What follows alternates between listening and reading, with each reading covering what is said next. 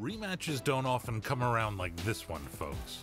The Alex Pereira and Israel Adesanya saga is a tale that has engulfed two distinct combat sports, a revenge story that has seen one of the world's greatest pound-for-pound kickboxers somehow replicate his success in the UFC's Octagon.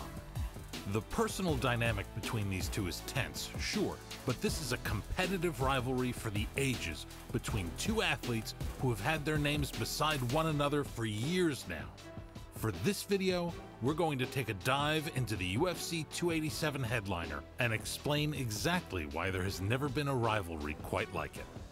By the time UFC 287 comes around, we will have just passed the 7-year anniversary of the very first fight between Poatan and the last stylebender. At that point, both men were still developing fighters, not yet reaching their potential, even as kickboxers.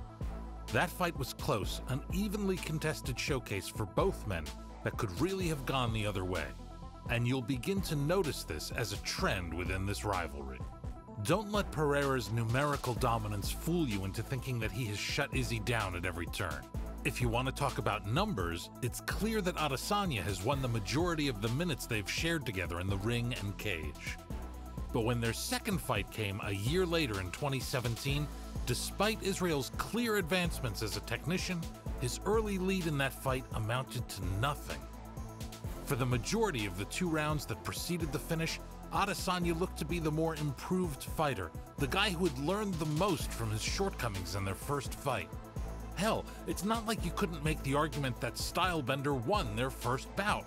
And by the looks of things, there would be little doubt over the scorecards for fight number 2. But Alex Pereira, as he would continue to show us as a mixed martial artist, is no regular KO threat. He barely needs an opening to find his mark, and even against someone as elusive as Izzy, he has a magnetic attraction to the finish.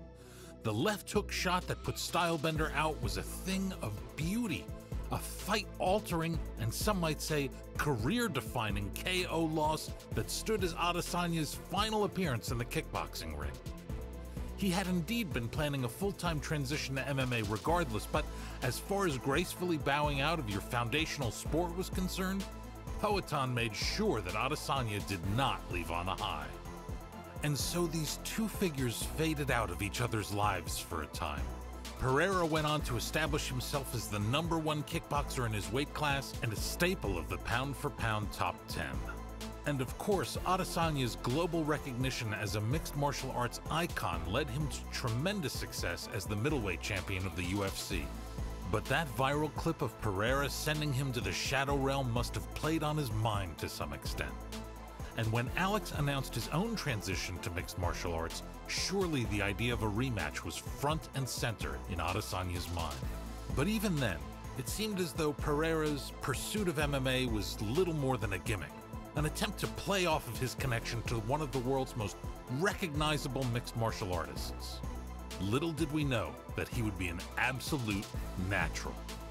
Fight number 3 between these two, their first meeting in MMA, still didn't feel like it was fully earned on the part of Poatan. The UFC had opted to fast-track him to the belt, hoping to cash in on the past rivalry shared by himself and Adesanya, knowing that it would be an easy sell to the fans. Of course, there was always a chance that Pereira could win, but measuring his MMA experience up against the champions, it was clear who the favorite was. But here's where we take a dive into one of the recurring themes of this rivalry. Up to this point, Poatan's only notable victory within the 185-pound mix was his thunderous first-round knockout of Sean Strickland, a KO that served as the perfect gateway between Pereira being a fringe top 15 fighter and a genuine member of the title discussion. This was exactly what the UFC wanted, of course, and a fight with Strickland guaranteed that Pereira would have an opponent who you could all but guarantee would stand and trade with him. But did that first-round KO prove anything about Pereira's ability to hang with a legitimately world-class mixed martial artist? Well, not really. I think ever since their most recent fight, fans are slowly realizing that Pereira's X-factors are so mind-blowingly dangerous that he doesn't need a well-rounded game to beat someone like Adesanya. But that realization didn't fully hit home until Pereira did what he did at UFC 281. Look, we all know about Pereira's pride and fascination with his indigenous roots, how he has been known to wear his ancestors' traditional garb as a means of evoking fear in the hearts of his rivals.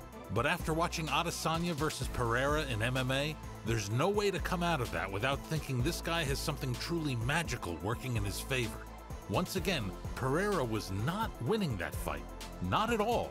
Sure, he had a few decent moments here and there, but after getting stunned badly in the first round, he kind of shelled up for large portions of the bout.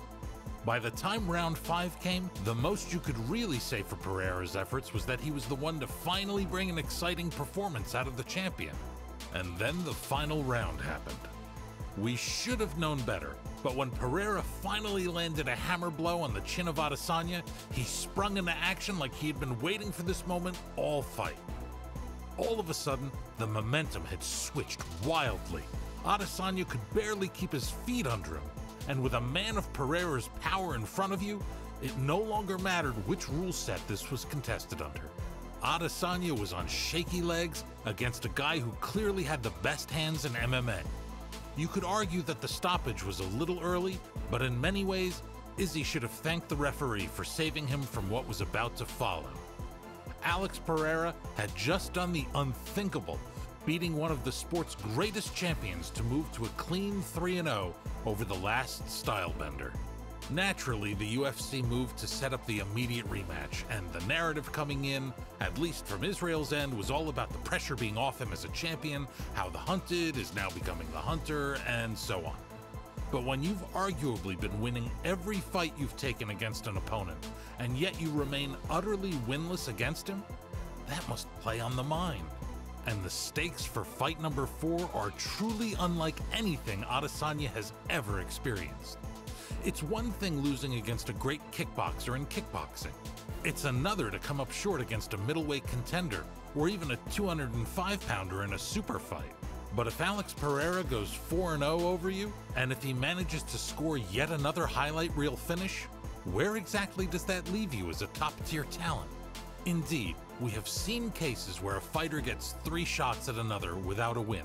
Just ask Max Holloway how his pursuit of Alexander Volkanovski went down. But this one just feels different. There's a real sense of now or never about this fight, with the possibility of 4-0 looming.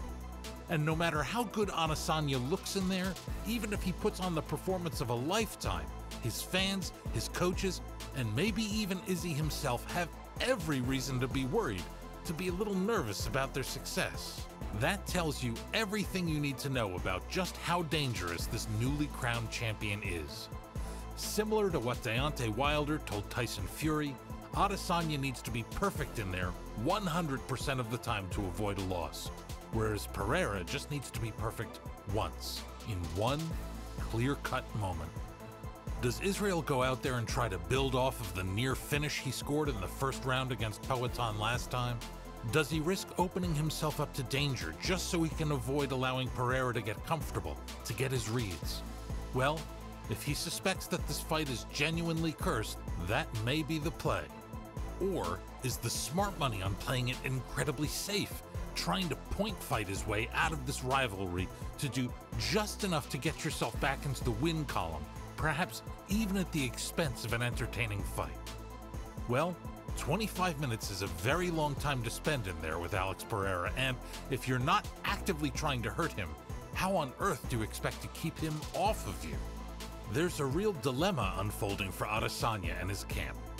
He well and truly has his back up against the wall, and even if he pulls off the game plan of the century, Pereira will not respect any form of momentum he might gain. All it takes is one misstep for the entire thing to come crumbling down. A defeat for Adesanya could lock him out of the title picture until Pereira either loses or moves to 205 pounds, as we all expect. But with guys like Robert Whittaker and even Khamzat Chimaev being looked at, I wouldn't get your hopes up about seeing Adesanya get another title shot in 2023.